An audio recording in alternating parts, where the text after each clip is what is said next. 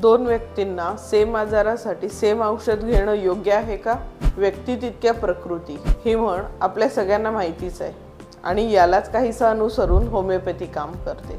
उदाहरणच द्यायचं झालं तर दोन व्यक्तींना सर्दी झाली आहे, एकाला पावसात भिजून झाली आहे तर दुसऱ्याला थंडी लागून झाली आहे। एक जण खूप चिडचिडा झालाय तर एक शांत निपचित पडून आहे। एका व्यक्तीला खूप शिंका येत आहेत तर दुसऱ्या व्यक्तीला खूप थंडी वाजतीये। मग दोघांना सारखंच औषध कसं चालेल?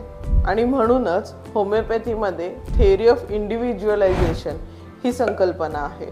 म्हणजे प्रत्येक रुग्ण वेगळा असतो, एकाच आजारामागे वेगवेगळ्या व्यक्तींना वेगवेगळी कारणं देखील असू शकतात, त्यांची लक्षणं भिन्न असू शकतात, त्यांच्या भावना प्रकृती ह्या डिफरंट असू शकतात आणि म्हणूनच त्यांची औषधं सुद्धा वेगळी असतात। आणि अशी औषधं जेव्हा आपण घेतो तेव्हा फक्त आपला सध्याचाच आजार बरा होत नाही तर आपली नॅचरल इम्युनिटी सुद्धा बळकट होते आणि भविष्यात होणाऱ्या आजारांपासून आपण लांब राहतो।